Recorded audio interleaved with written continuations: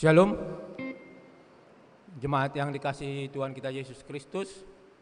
Sebelum kita memulai ibadah kita sore ini, marilah kita persiapkan hati dan diri kita, serta kita satukan pikiran kita kepada Tuhan melalui ibadah ini.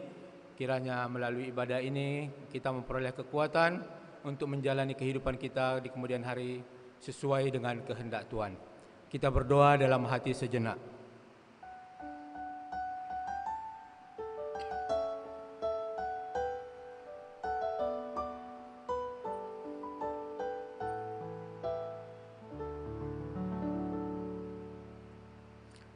Amin.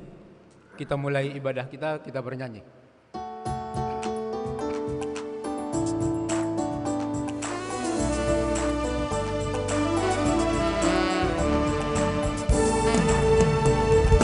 Hai dunia, gembiralah dan sambut Rajamu di hatimu, terimalah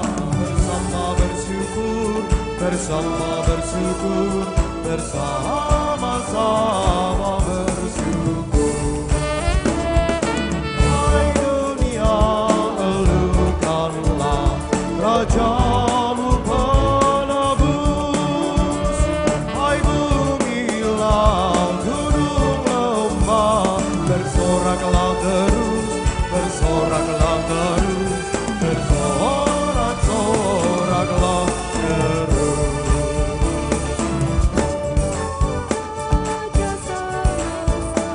Besar dan mulia, asyurkanlah, hai dunia, besar anugerahnya,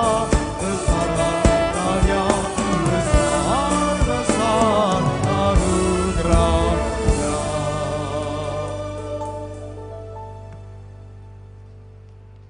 Di dalam nama Allah Bapa dan nama anaknya Tuhan Yesus Kristus dan nama Roh Kudus Halik langit dan bumi. Amin. Angkatlah kepalamu hai pintu-pintu gerbang, dan terangkatlah kamu hai pintu yang berabad-abad, supaya masuk Raja Kemuliaan. Siapakah itu Raja Kemuliaan? Tuhan perkasa dalam peperangan. Angkatlah kepalamu hai pintu-pintu gerbang, dan terangkatlah kamu hai pintu yang berabad-abad, supaya masuk Raja Kemuliaan. Siapakah dia itu Raja Kemuliaan? Tuhan semesta alam, dialah Raja Kemuliaan. Haleluya. Haleluya, haleluya, haleluya.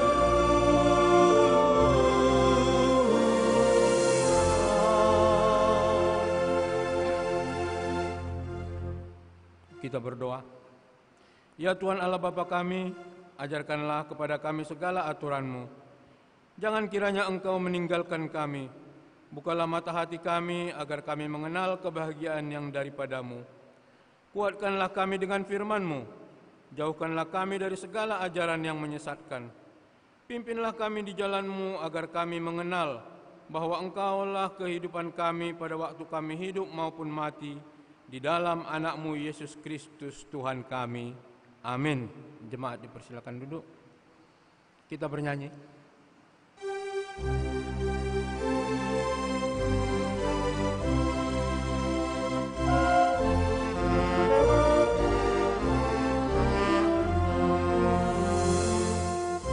Andai ku punya banyak lidah dan punya suara yang besar, akan ku ubah pada indah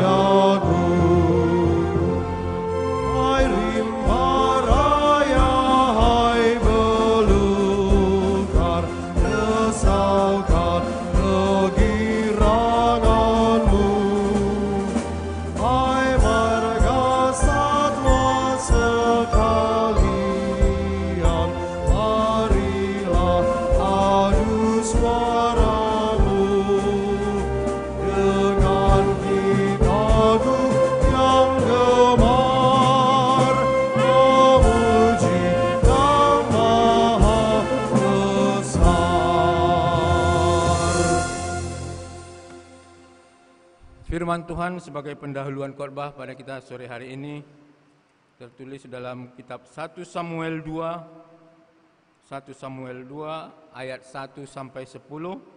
Marilah kita membacanya secara responsoria. Puji-pujian Hana. Lalu berdoalah Hana, katanya, hatiku bersukaria karena Tuhan. Tanduk kekuatanku ditinggikan oleh Tuhan.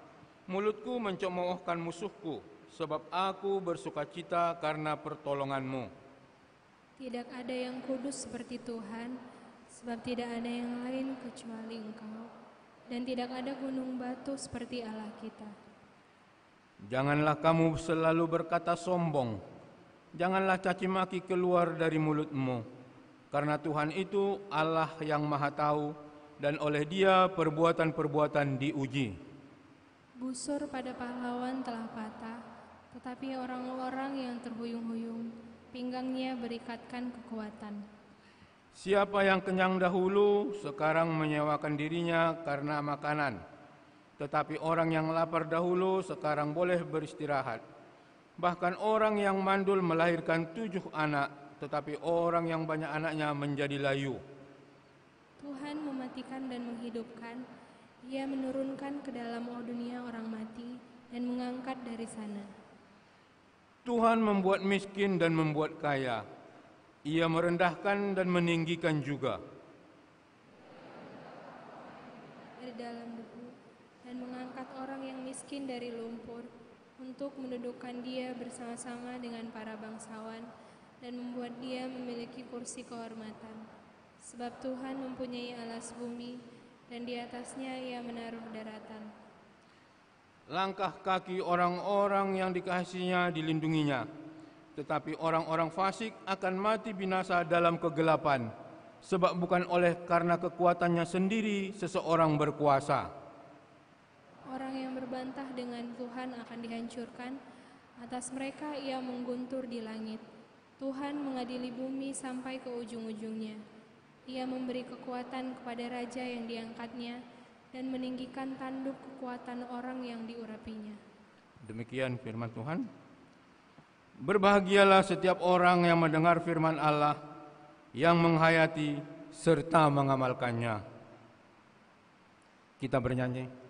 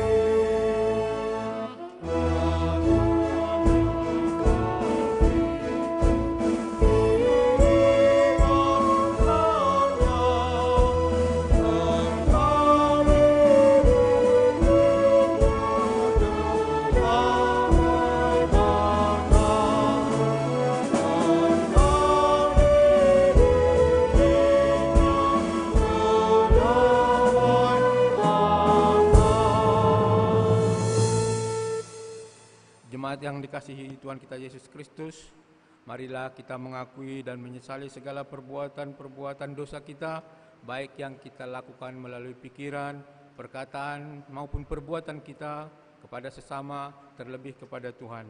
Dan dengan kerendahan hati, marilah kita memohon keampunan kepada Tuhan untuk dosa-dosa kita.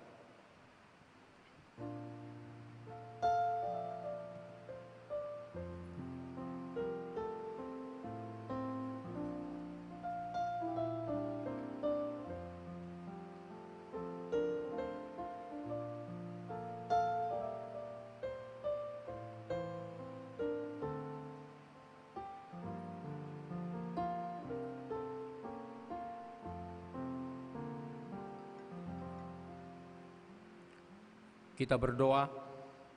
Ya Bapa kami yang di sorga yang Maha Pengasih, kami berkumpul bersama-sama datang ke hadapan-Mu, memohon belas kasihan-Mu kepada kami.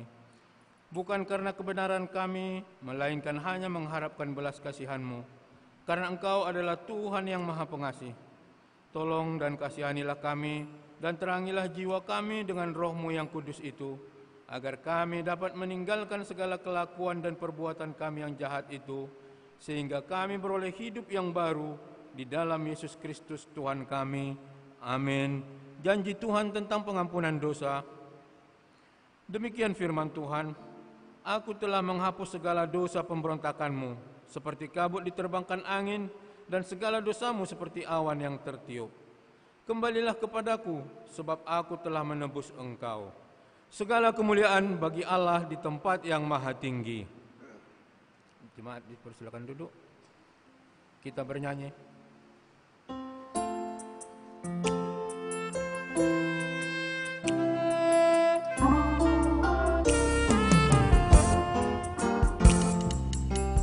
Yesus menginginkan aku bersinar baginya,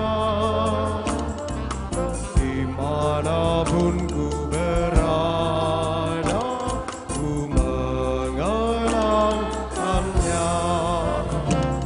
Bersinar, bersinar, itulah kehendak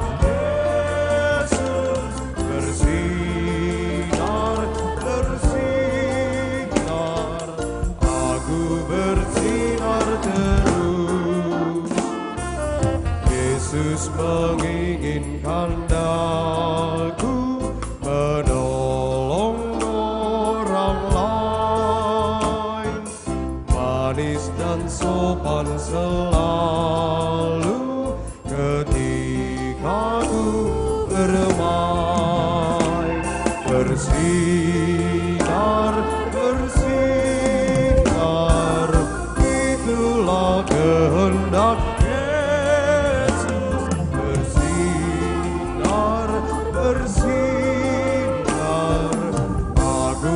bersinar terus.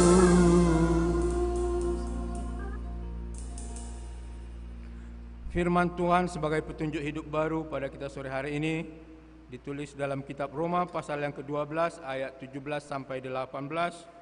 Demikian firman Tuhan. Janganlah membalas kejahatan dengan kejahatan, lakukanlah apa yang baik bagi semua orang. Sedapat-dapatnya kalau hal itu bergantung padamu, hiduplah dalam perdamaian dengan semua orang. Marilah kita sama-sama memohon kekuatan kepada Tuhan Allah. Ya Allah Bapa kami, berilah kami kekuatan untuk melakukan yang sesuai dengan firman-Mu. Amin. Kita bernyanyi.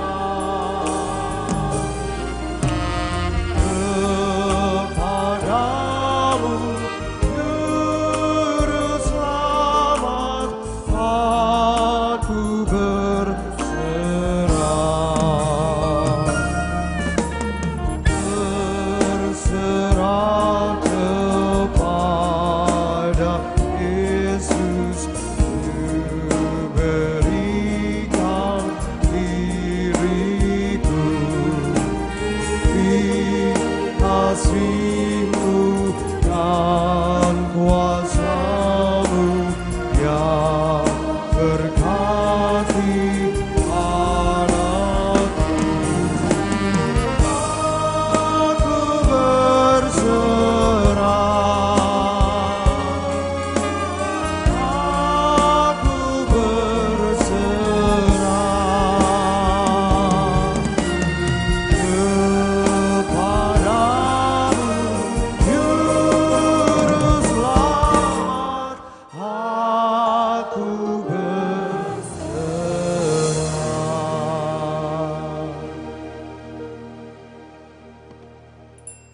Marilah kita bersaksi mengikrarkan pengakuan iman kita bersama jemaat pada segala abad di seluruh dunia ini. Kita sama-sama mengucapkannya. Aku percaya kepada Allah Bapa yang Maha Kuasa, Halik langit dan bumi. Aku percaya kepada Yesus Kristus, Anaknya yang tunggal Tuhan kita, yang dikandung daripada Roh Kudus, lahir dari anak darah Maria, yang menderita di bawah pemerintahan Pontius Pilatus, disalibkan, mati dan dikuburkan, turun ke dalam kerajaan maut. Pada hari yang ketiga, bangkit pula dari antara orang mati, naik ke surga, duduk di sebelah kanan Allah Bapa yang Maha Kuasa, dan akan datang dari sana untuk menghakimi orang yang hidup dan yang mati.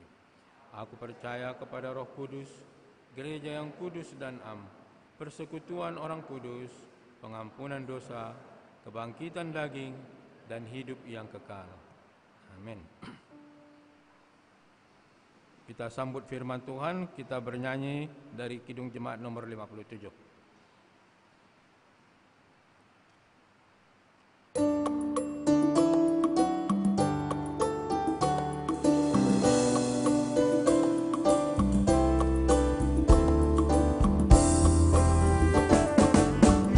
Yesus, lihat umat-Mu yang mendamba Kau berfirman, antarkan padamu hati dan seluruh indera, hingga kami yang di dunia Kau dekatkan pada surga.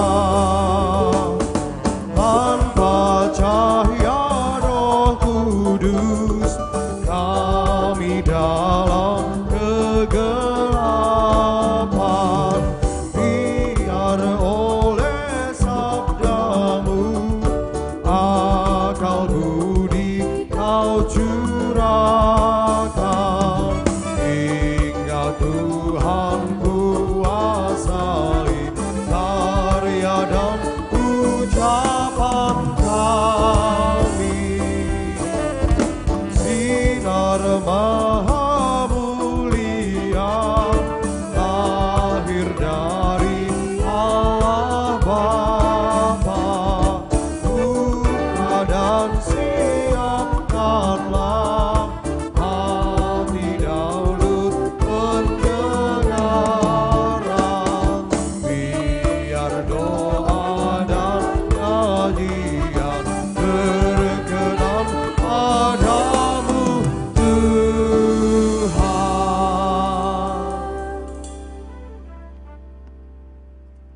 Damai sejahtera Allah yang melampaui segala akal, itulah kiranya memelihara hati dan pikiran saudara-saudari sekalian di dalam nama Kristus Yesus Tuhan kita.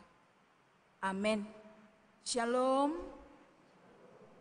Bapak Ibu saudara-saudara yang dikasihi Tuhan kita Yesus Kristus, firman Tuhan yang menyapa kita pada minggu ini dalam minggu Advent yang ketiga tertulis dalam kitab Evangelium Lukas pasal yang pertama dimulai dari ayat 46b sampai ayat yang ke-55.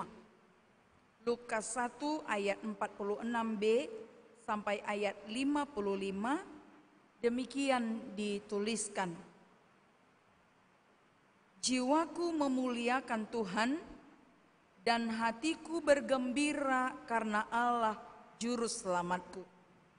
Sebab Ia telah memperhatikan kerendahan hamba-Nya.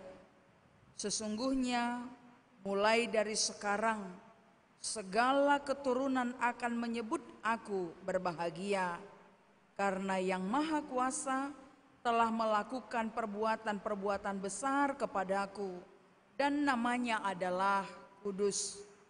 Dan rahmat-Nya turun-temurun atas orang yang takut akan Dia. Ia memperlihatkan kuasa-Nya dengan perbuatan tangan-Nya dan mencerai-beraikan orang-orang yang congkak hatinya. Ia menurunkan orang-orang yang berkuasa dari tahtanya dan meninggikan orang-orang yang rendah. Ia melimpahkan segala yang baik kepada orang yang lapar dan menyuruh orang yang kaya pergi dengan tangan hampa.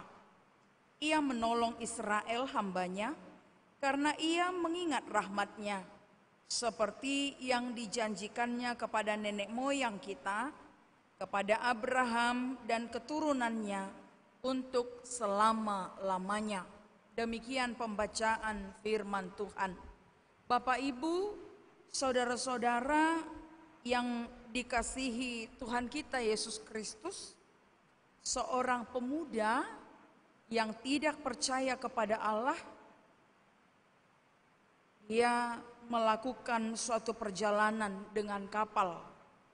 Ketika ia berada dalam kapal tersebut, tiba-tiba datanglah ombak yang besar dan menerpa kapal mereka. Sehingga semua orang yang ada di dalamnya menjadi panik dan mulai berdoa.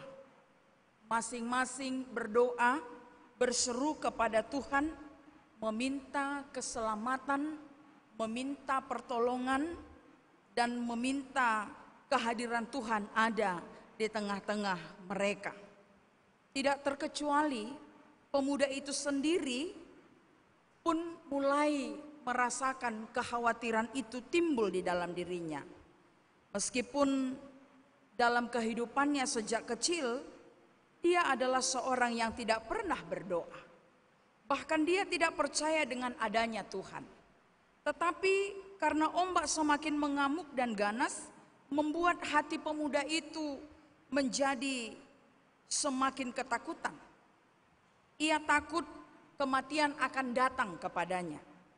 Dan pada saat itu ia mulai mendengar beberapa orang di sekitarnya yang ada dalam kapal yang sama semakin kuat, semakin bersungguh-sungguh berdoa, berseru kepada Tuhan.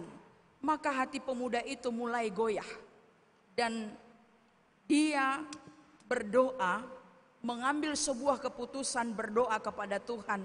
Dia katakan dalam doanya demikian: Ya Allah, jika Engkau benar, pasti menepati janji-Mu. Ampunilah aku, sucikanlah hatiku yang kotor ini, dan selamatkanlah aku. Setelah dia berdoa seperti itu, seketika itu juga badai menjadi reda, ombak pun menjadi tenang.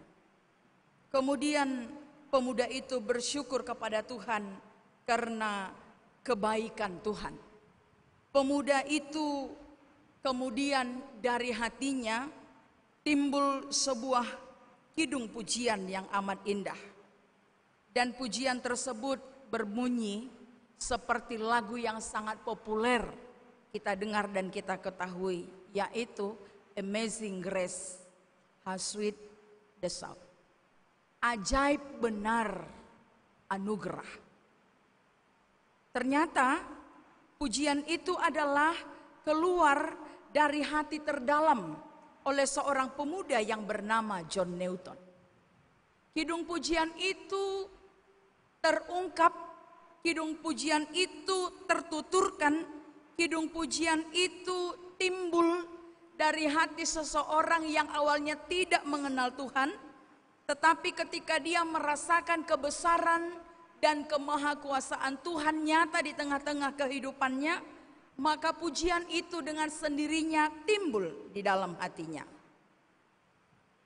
Sering sekali pujian yang terungkap itu adalah mewakili isi hati seseorang. Pujian yang disampaikan adalah merupakan kata-kata yang timbul dari hati masing-masing orang yang menaikkan pujian itu. Maka dalam minggu ini, dalam minggu Advent yang ketiga ini, khotbah kita ini juga adalah berisikan tentang kidung pujian Maria. Dia memuji karya Allah yang besar atas hidupnya. Dia memuji nama Tuhan atas kemahakuasaan yang nyata bagi dirinya. Dia merasakan bahwa dia adalah seorang yang diberi karunia oleh Tuhan. Meskipun sesungguhnya sekalipun dia menerima karunia itu, tidak menjadikan dirinya secara otomatis tidak mendapatkan persoalan dan pergumulan dalam hidupnya. Karunia yang dia terima adalah ketika dia diberi kemurahan oleh Allah. Itu dituliskan dalam Lukas 1 ayat 28. Dia diberkati, dia dikaruniai, bahkan dia menjadi seorang yang berharga di hadapan Tuhan. Tapi pernahkah terbayang oleh kita Bapak Ibu Saudara-saudara bahwa karunia yang Tuhan berikan kepada dirinya itu secara pandangan manusia, secara kehidupan kita, secara manusiawi, secara duniawi, ternyata itu justru mendatangkan sesuatu yang sangat membuat dirinya dihina oleh orang-orang di sekelilingnya. Bagaimana tidak ketika seorang anak darah mengandung tanpa status yang jelas? Bagaimana tidak dikucilkan ketika seorang perempuan yang masih berstatus gadis tapi dinyatakan mengandung? Bukankah itu akan menjadi sebuah pergumulan dari Maria? Bukankah itu menjadi sebuah pergumulan bagi keluarganya? Dan itu akan menjadikan dirinya mendapat banyak celaan dari orang-orang di sekelilingnya.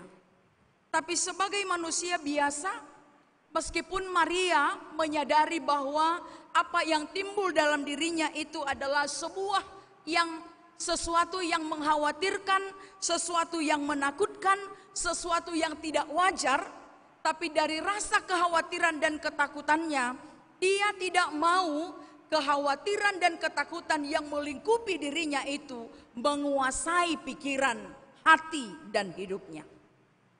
Maria yang merasakan kekhawatiran, ketakutan, dan ketidaknyamanan itu tidak membuat semua itu menjadikan dirinya kerdil.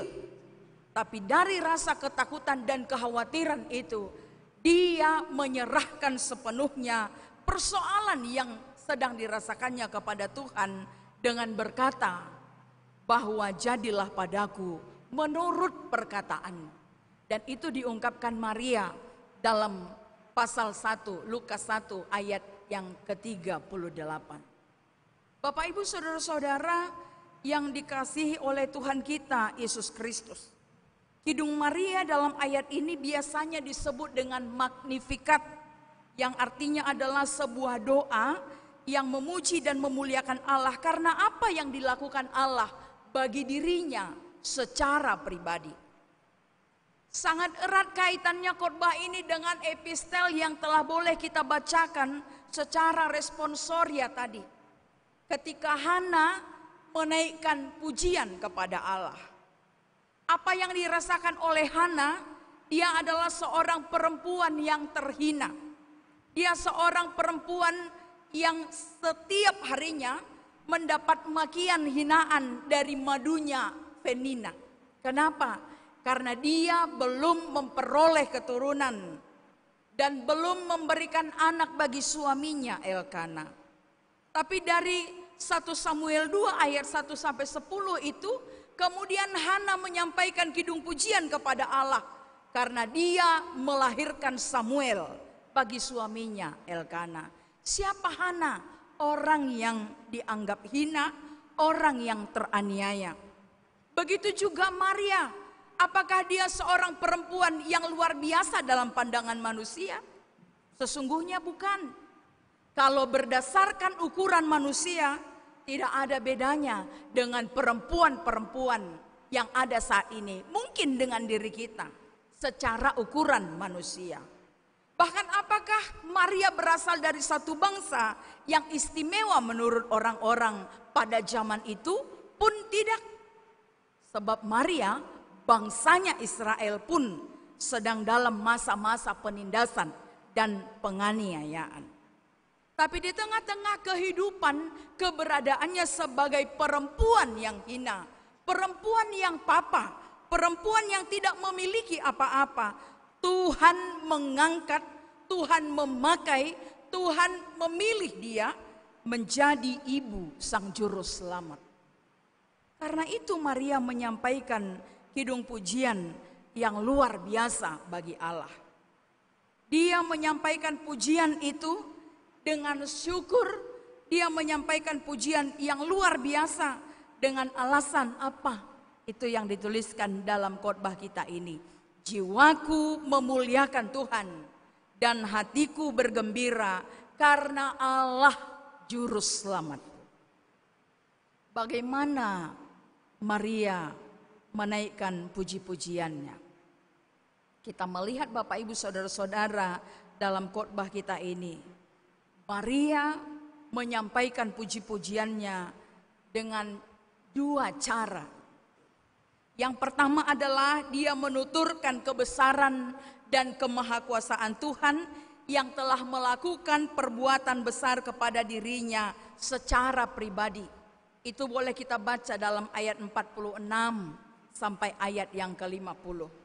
Kemudian yang kedua, dia menuturkan pujian kepada Allah tentang tindakan Allah sendiri yang merupakan suatu transformasi bagi dunia, khususnya bagi Israel pada saat itu. Apa yang bisa kita lihat dari penuturan kidung pujian yang disampaikan oleh Maria melalui khotbah kita pada minggu ini? Yang pertama adalah bagaimana Tuhan menunjukkan kemahakuasaannya dengan cara dia mencerai-beraikan orang yang congkak hatinya. Allah mencerai-beraikan orang yang congkak hatinya. Sebutan lain untuk ayat ini adalah bahwa Allah menghancurkan, Allah mengacaukan orang-orang yang iri hati. Allah tidak menghendaki kehidupan mereka yang bengkok jalannya. Allah tidak menghendaki kehidupan mereka yang hidup dalam kesombongan. Tetapi sesungguhnya Allah menginginkan ada belas kasihan di antara manusia terhadap sesama. Yang Allah kehendaki ada di dalam diri umatnya adalah ada rasa berbelas kasihan seorang kepada yang lain. Tidak menjadi orang yang sombong, tidak menjadi orang yang congkak, tidak menjadi orang yang tinggi hati, tetapi menjadi orang yang mau solider terhadap sesama. Tuhan menghendaki orang yang peduli satu dengan yang lain. Hal itu dinyatakan oleh Allah. Ketika Allah memilih Maria adalah sebagai bukti kepedulian Allah terhadap orang yang sesungguhnya dipandang hina oleh dunia. Lalu kenapa ada manusia, ada orang Kristen dalam kehidupan sehari-harinya yang sesungguhnya adalah sama statusnya berasal dari tanah, sama posisinya sebagai makhluk ciptaan, tapi sangat luar biasa keangkuhan dan kecongkakan yang ditunjukkan satu dengan yang lain. Ada banyak orang Kristen yang lebih cenderung menunjukkan keangkuhan. Ada banyak orang Kristen yang lebih suka, lebih gemar menunjukkan keirihatian. Ada banyak orang Kristen yang suka menunjukkan perilaku yang bengkok jalannya. Dia merasa ketika dia menunjukkan sebuah keberbedaan dari orang lain, itu adalah sesuatu yang memiliki nilai plus di pandangannya. Tapi apa yang dilakukan oleh Allah melalui Maria dan apa yang dilakukan oleh Allah kepada bangsanya pada saat itu, dengan mencerai-beraikan orang-orang yang congkak hatinya, adalah sebuah tindakan bahwa kepedulian itu layak diberikan kepada setiap orang. Rasa peduli itu adalah berhak didapatkan. Kepedulian itu berhak diperoleh oleh setiap orang tanpa membedakan status sosial, tanpa membedakan siapa dia, tanpa membedakan kelasnya di level yang mana. Tapi Tuhan boleh memakai setiap orang, sekalipun yang paling hina di pandangan manusia, dan Tuhan meninggikannya sebagai alat Tuhan untuk menyampaikan, untuk menyatakan kemahakuasaannya di tengah-tengah dunia yang fana ini. Hal yang kedua adalah ia menurunkan orang-orang yang berkuasa dan meninggikan orang-orang yang rendah. Ini adalah merupakan suatu perubahan sosial yang terjadi di tengah-tengah kehidupan Maria secara pribadi, pun di tengah-tengah kehidupan bangsanya Israel pada saat itu. Di sini juga diperlihatkan bahwa setiap manusia mendapat perlakuan yang sama. Kalau kita katakan dalam kehidupan sehari-hari kita, sesungguhnya di antara kita pun harus ada kata saling menghormati, saling menyayangi, saling menghargai. Kalau kamu pengen dihormati sesama, maka berilah juga rasa hormat terhadap yang lain.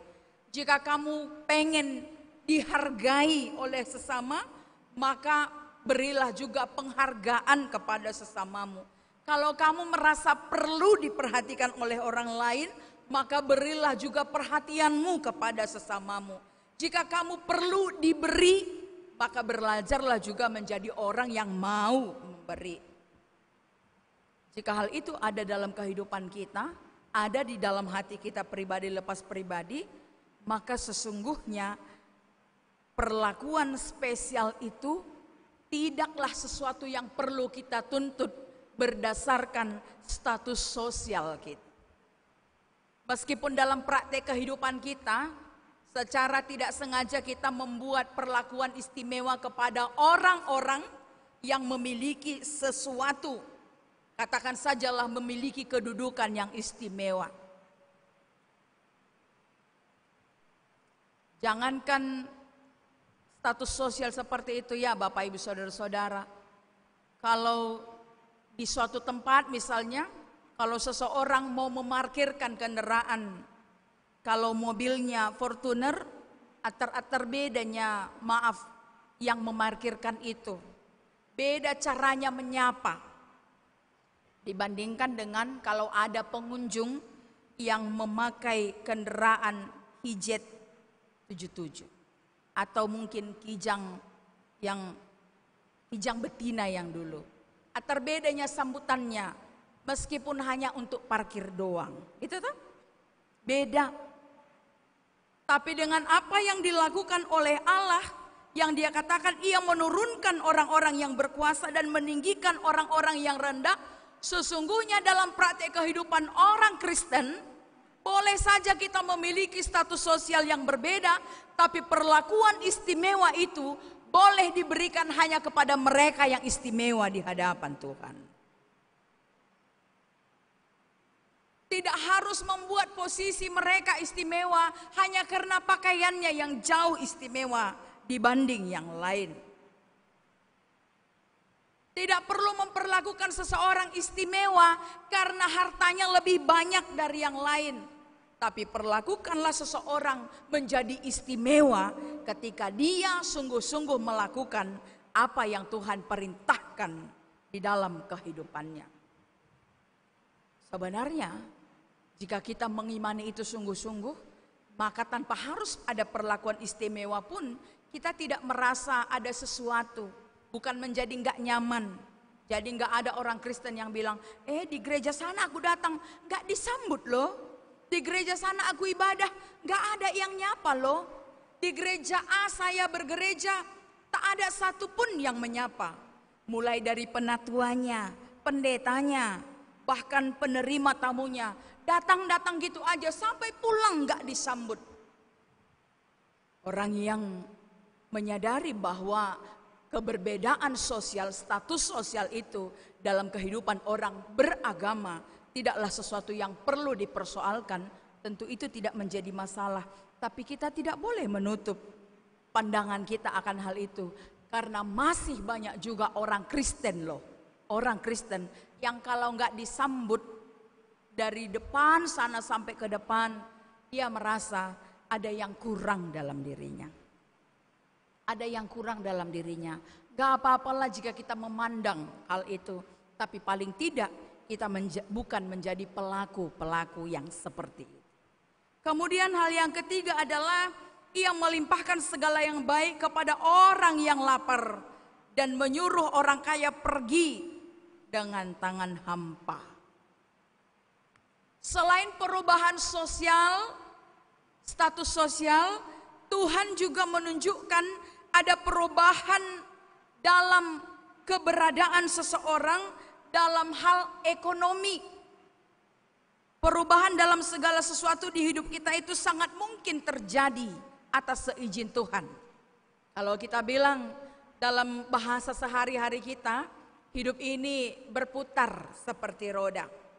Kadang digijang, kadang di samping, setengah-setengah naik, kadang setengah-setengah turun, dan kadang ada posisi dalam hidup kita berada di titik nadir terendah. Kadang kita ada di posisi paling tinggi, kadang posisinya biasa-biasa saja, dan kadang posisinya ada di posisi paling rendah sekali. Bahkan hampir semua orang tak lagi mengingat diri kita. Perubahan ekonomi, perubahan sosial, perubahan status apapun di dalam diri kita itu boleh terjadi sesungguhnya Bapak Ibu Saudara-saudara. Mau status ekonomi kita yang berubah pun enggak persoalan jika Tuhan mengizinkan.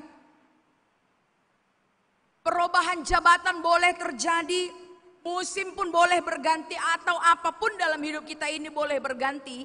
Tapi yang terpenting adalah di tengah-tengah kehidupan kita, situasi apapun yang sedang kita alami, entah dalam keadaan posisi paling tinggi, entah dalam keadaan posisi paling rendah sekali, entah mungkin situasi ekonomi kita paling sulit, atau mungkin paling menarik menurut kita, ingat, di tengah-tengah situasi kehidupan kita, apapun itu keadaannya, tetaplah menaikkan pujian bagi Allah.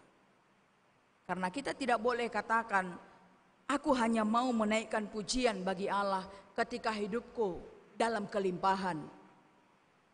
Bagaimana dengan Maria? Dia saat itu mengalami persoalan yang berat. Dia dikucilkan di antara sesama anak darah pada saat itu.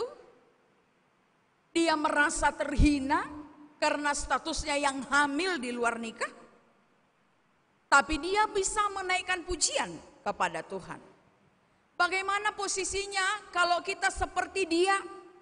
Kalau kita hanya menunggu ketika situasi kehidupan kita baik-baik saja lalu kita menaikkan kidung pujian bagi Tuhan, maka khotbah ini tidak pantas untuk diri kita.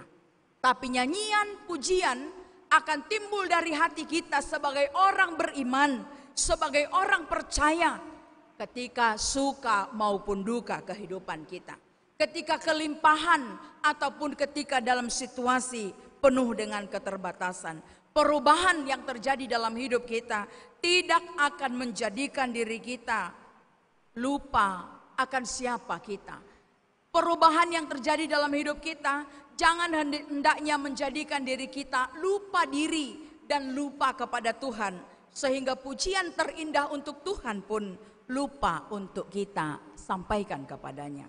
Bapak Ibu Saudara-saudara yang dikasihi Tuhan kita Yesus Kristus, ada kisah satu keluarga yang sesungguhnya dalam kehidupannya sebelumnya adalah dia menjadi keluarga yang senantiasa menaikkan syukur dan pujian kepada Tuhan.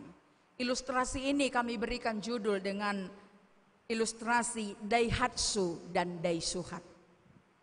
Keluarga ini sebelumnya adalah keluarga yang sederhana, tinggal di sebuah daerah yang tidak terlalu ramai, juga tidak terlalu ketinggalan zaman. Kesehariannya adalah sebagai seorang petani, tapi meskipun sederhana, ya dia tidak harus mengikuti gaya orang lain. Dia nggak terlalu suka makan pizza, kira-kira begitulah. Setiap pagi, setiap sore mereka menikmati kopi dan teh manisnya dengan suhat. Setiap hari mereka menikmati bagaimana dai ni suhat. Bagaimana rasanya suhat. Tahu kita suhat ya, keladi.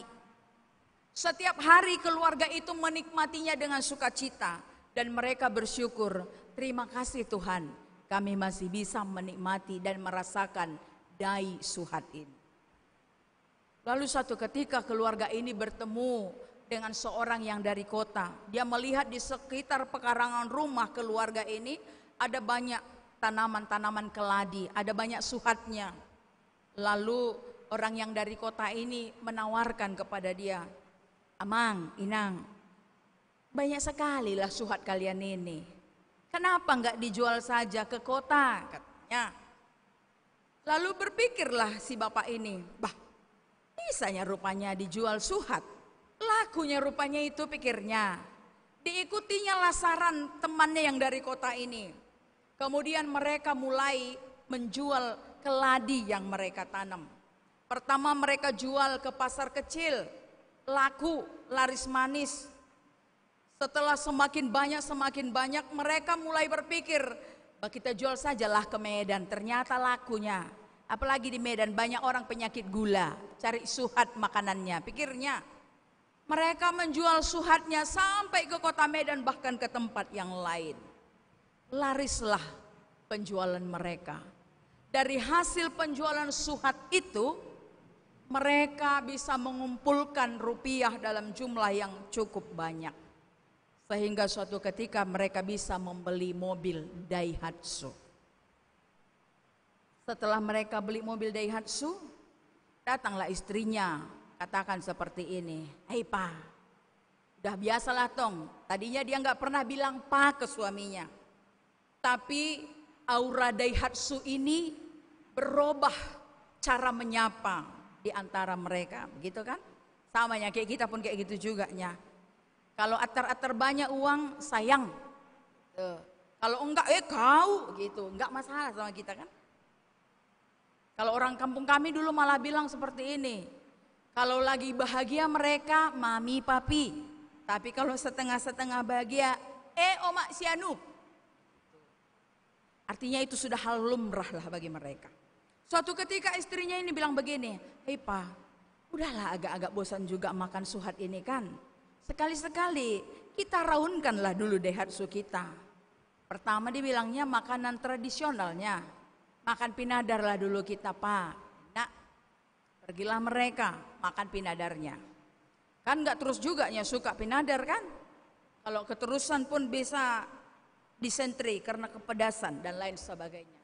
Dia berpikir-pikir, gimana rasanya pizza dan fried chicken itu. Pikirnya pula lagi.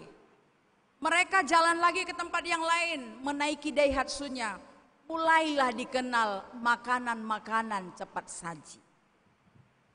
Mulailah dirasakan, mulailah dinikmati bagaimana enaknya memakan makanan yang sebelumnya adalah menjadi sesuatu yang tidak pernah terpikir oleh dia. Berlakulah itu di beberapa masa kehidupan mereka. Kebiasaan yang tadinya pagi sore menikmati suhat sudah berubah menjadi mengendarai Daihatsu dan memakan makanan yang tidak menyehatkan bagi mereka. Lama-kelamaan tumpukan lemak itu terjadi dalam tubuh mereka. Sehingga rasa daisuhat yang sebenarnya menyehatkan baginya dirasakan mereka juga lah penyakit seperti penyakit orang-orang kota yang tadinya dia bilang. Di kota sana banyak orang penyakit gula, banyak orang kolesterol, banyak asam urat dan lain sebagainya. Kenapa dari cerita itu kita boleh melihat Bapak Ibu Saudara-saudara, apa yang mau disampaikan?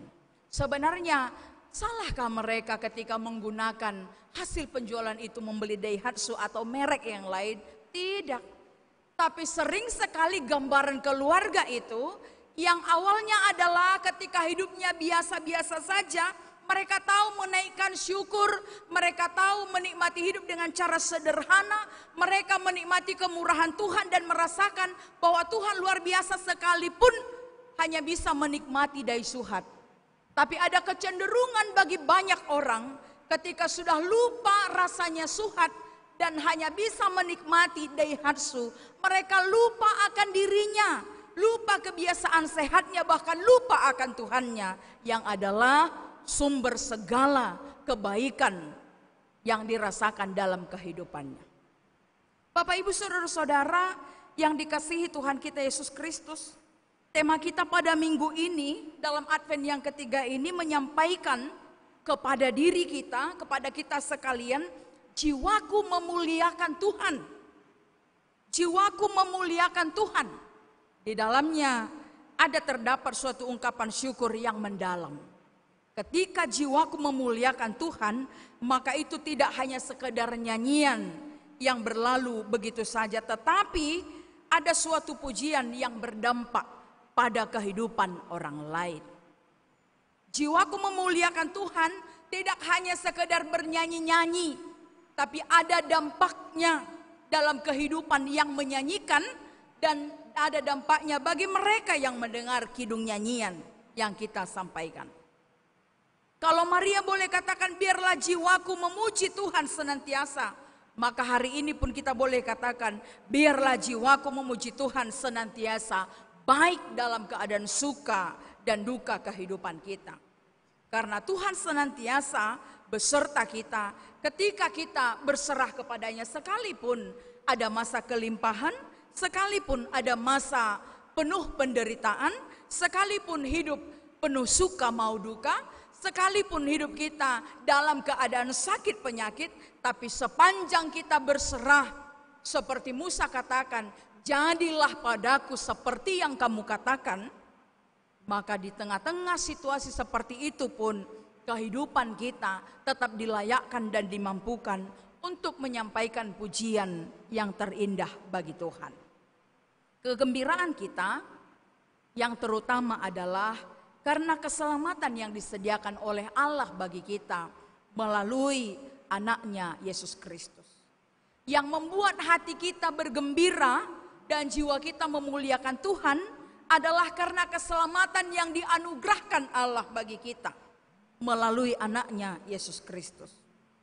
Keselamatan dari dosa, keselamatan dari kematian, keselamatan dari kejahatan, keselamatan dari kehinaan, dan keselamatan dari kepapaan.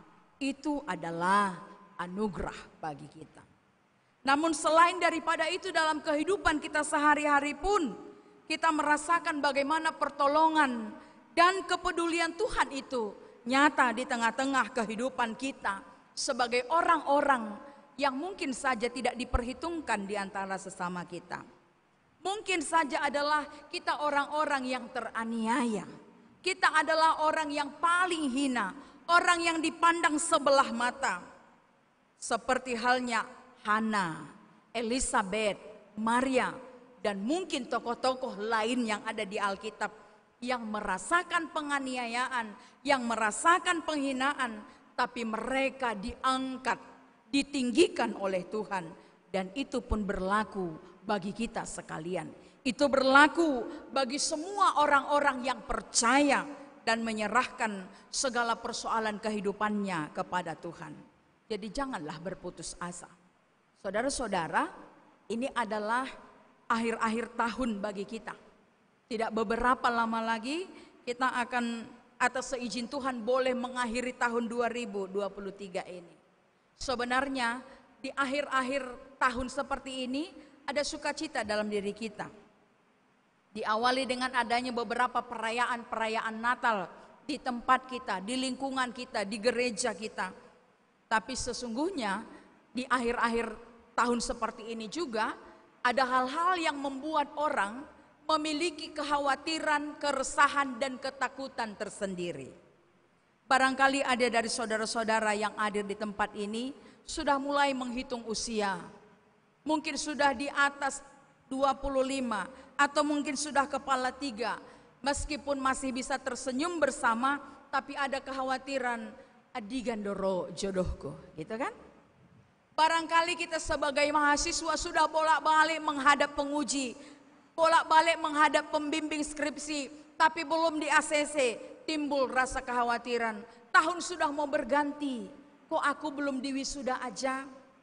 Atau mungkin ada kekhawatiran bagi kita, tahun sudah mau berganti, kok usahaku begini-begini saja nggak ada berkembangnya? Atau mungkin ada keluarga muda, tahun sudah mau berganti, artinya lama kami berkeluarga sudah semakin banyak, tapi belum dikaruniai keturunan. Ada kekhawatiran tersendiri di penghujung-penghujung tahun seperti ini. Dan banyak kekhawatiran-kekhawatiran lain. Kalau kita mau membuat listnya, masing-masing punya kekhawatiran. Meskipun ada sukacita yang kita rasakan. Tapi mau disampaikan kepada kita sekalian Bapak Ibu Saudara-saudara yang dikasihi Tuhan. Di dalam Tuhan ada pengharapan. Di dalam Tuhan ada kebahagiaan. Di dalam Tuhan ada sukacita. Jangan biarkan persoalan yang kita sebutkan satu persatu itu tadi membuat diri kita dihantui, dipenuhi, dilingkupi rasa takut dan kekhawatiran yang mematikan jiwa kita. Sehingga tidak ada kesempatan untuk menaikkan pujian. Kalau jiwa kita dilingkupi dengan kekhawatiran dan ketakutan, bagaimana kita bernyanyi, menaikkan pujian? Bagaimana kita katakan jiwaku memuliakan Tuhan? Tapi jiwa mereka yang akan mampu menaikkan pujian bagi Tuhan adalah mereka yang jiwanya di dalam dirinya ada kepasrahan, ada penyerahan secara totalitas kepada Tuhan. Maka hari ini, saat ini kita mau serahkan seluruh kehidupan kita kepada Tuhan. Biar Tuhan yang berkarya, biar Tuhan yang bekerja. Dan kita boleh katakan, jadilah kepadaku seperti yang engkau katakan. Amin. Mari kita berdoa. Kembali kami datang ke hadapan-Mu Tuhan untuk menaikkan syukur dan terima kasih kami atas segala kebaikan dan cinta kasih-Mu yang boleh kami rasakan di sepanjang kehidupan kami.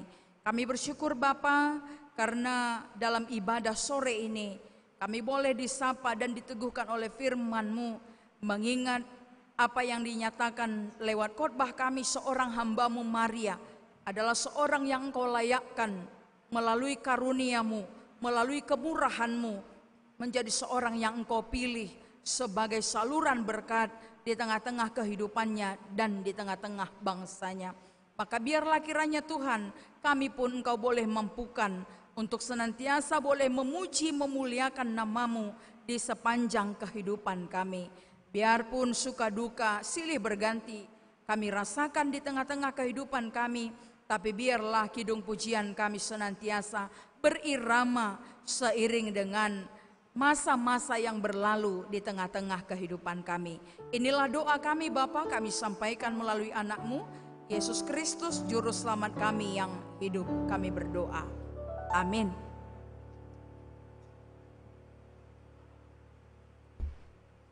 Kita akan merespon sabda Allah yang telah kita dengar dengan bernyanyi dari Kidung Jemaat nomor 100 ayat yang pertama.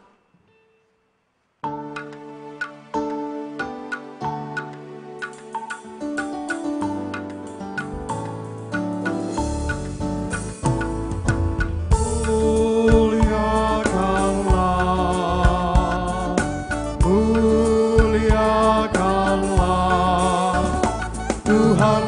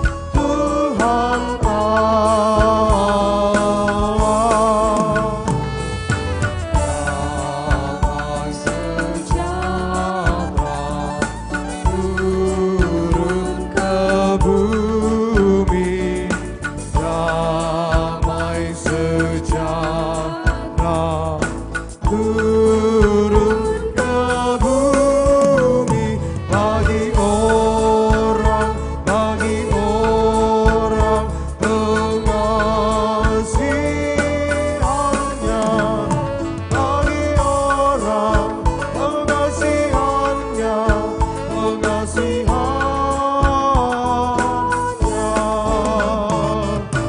muliakanlah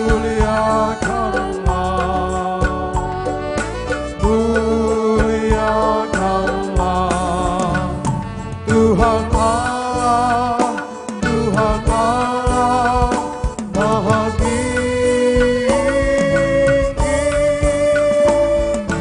Damai sejahtera turun ke bumi bagi orang pengasihannya.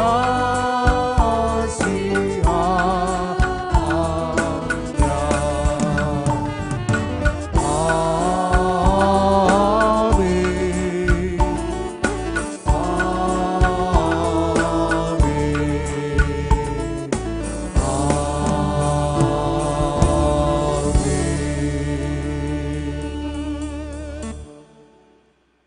Untuk menghantar kita memberikan kurban persembahan kita, marilah kita mendengar firman Tuhan yang tertulis dalam kitab Mazmur pasal 50 ayat 23.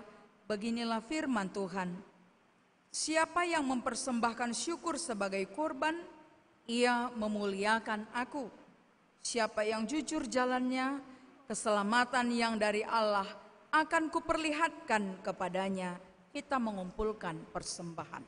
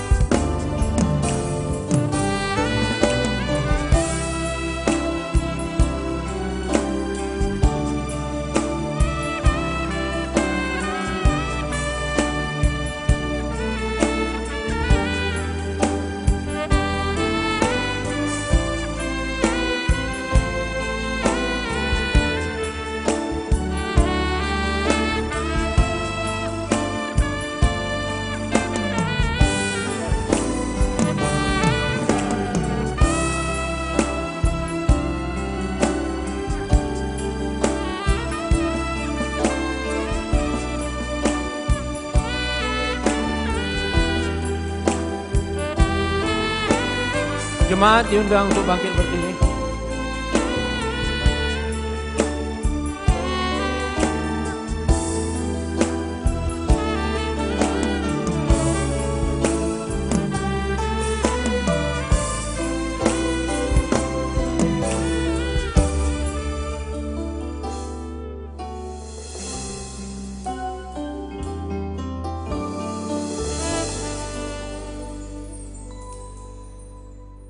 Ya Allah, Bapa kami yang ada di sorga, kami mengaku dengan setulus hati, Engkaulah sumber segala berkat dan karunia dalam hidup kami. Di sini kami mempersembahkan kurban syukur kami kepadamu. Terimalah persembahan umat-Mu dan berkatilah menjadi alat kesaksian, persekutuan, dan pelayanan jemaat-Mu ini.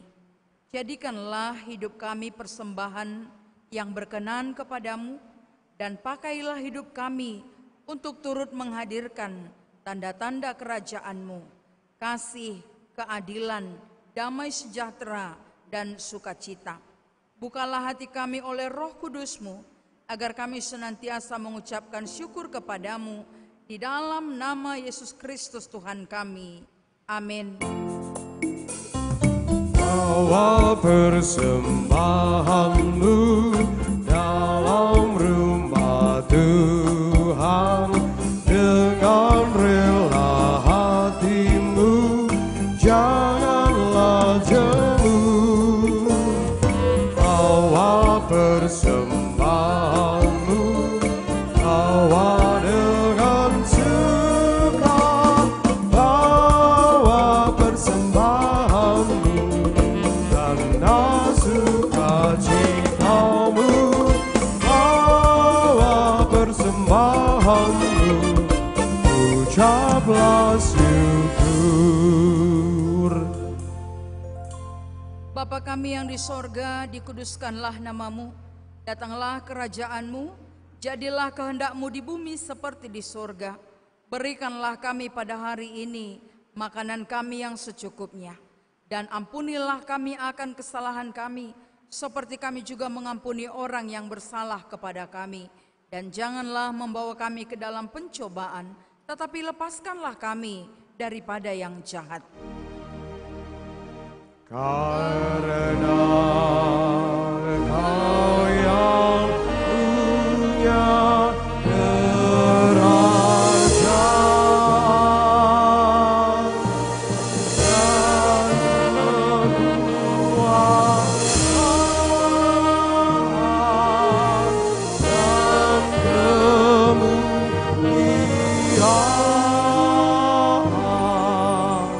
sampai selama-lamanya.